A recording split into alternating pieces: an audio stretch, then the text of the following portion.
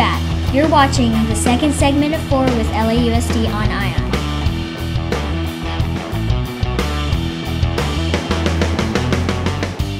We have a great swim team, and we have a wonderful, fabulous coach, but we don't have a facility, so our students travel daily for practice as well as meets. We use the Banning High School swimming facility for our home competitive pool, and it will be really nice to have a home pool for our students. And as you're aware too, we do have a joint use with the City of Los Angeles. So on after hours, on the weekends, summertime, the community can use the pool. We've designed it. We added on 13 feet of shallow, so the younger kids can go in there. Those of you who have the 3, 4 or 5-year-olds, they can widen the water. There is a second pool that we talked about from the Port of Los Angeles through the China shipping mitigation dollars. People have asked about why we're going to have 2 pools. Now, ours is secured. We have the joint use. We have the dollars. It's designed. It's approved by the state. The one for the city is still going through some approval process. Right now, it's in Rec and Parks. They're studying it to make sure that they can do it. There is $7 million from the Port of Los Angeles, but there is a chance of it being on the hillside. And the reason it's closed down because the hillside had a movement. It cracked, it leaked, they had to drain it.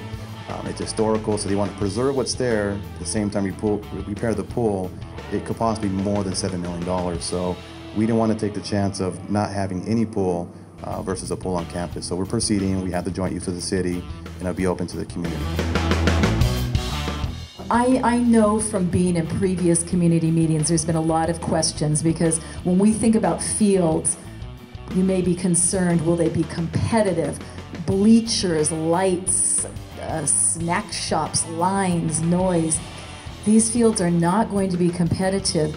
The fields will be used just for the physical education requirement that the students take during the day to meet their graduation requirements. And this is because it goes back to what Jeanette was saying. It's part of San Pedro High School. Even though it's a little ways away from the high school, it's still part of it. And so students will participate in athletics at the high school proper. So it's a great reduction in terms of concern about if they were competitive fields. So I really understand the community's point on that. When we met with the Palisades group before, it was a smaller group that we had met with, they had brought up possible noise from the pool. So what facilities did was they redesigned the building, and so the building's actually in between Alma and the pool.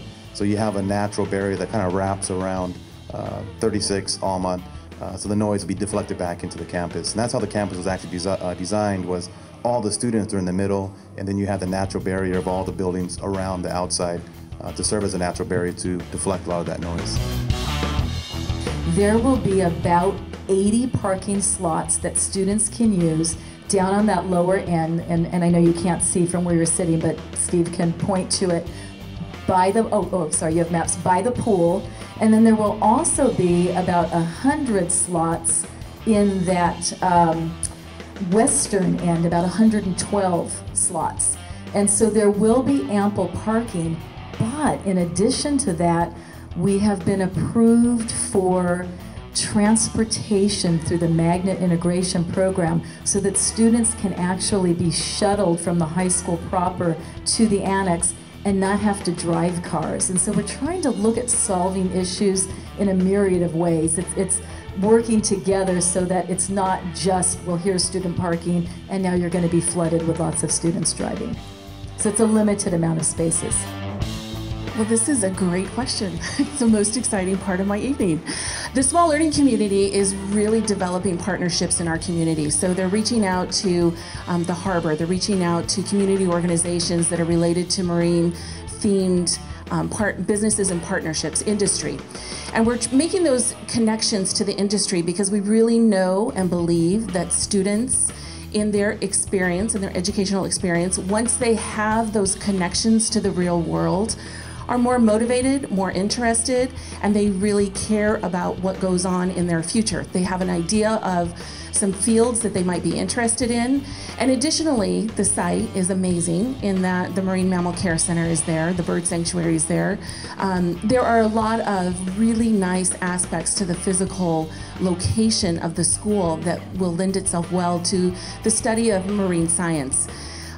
We are developing currently at the school site our themes in terms of small learning communities, and really coming together with ideas of how to connect students and engage students in the learning process.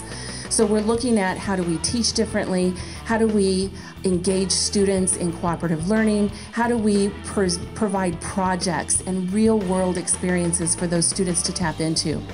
Additionally, the new site, and previously I was a principal at a brand new school, so I've opened a brand new school. And this site is going to be phenomenal in terms of being state-of-the-art. So there are ports in every single classroom for connectivity to the internet. There is also bond money that will be funding a lot of the classroom, all of the classroom materials and supplies, including technology. And that is one thing that is so valuable in today's day and age. So this is a real opportunity for San Pedro High School students to really get a state-of-the-art, first-rate technology-based program. So it's very exciting in regards to the curricular ways to look at the new school. More from LAUSD when we come back. Don't go away.